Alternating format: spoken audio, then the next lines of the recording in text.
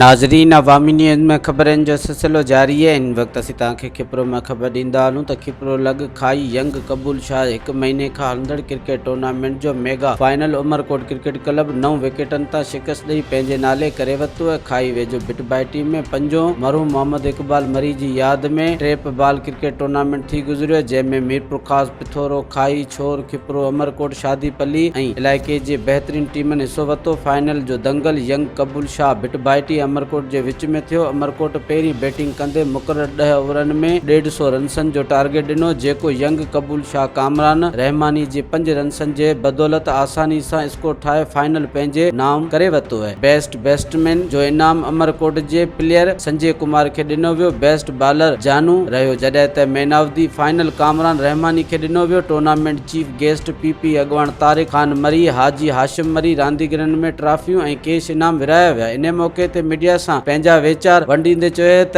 रांदियुनि जा प्रोग्राम हुजण ज़रूरी है, जंहिंसां असां हिकु सेहतमंद मुआशरो कायम करे सघूं था। मज़ीद खबरों और तफसीलात के लिए विजिट करें हमारी वेबसाइट www.awamiNewsHD.com।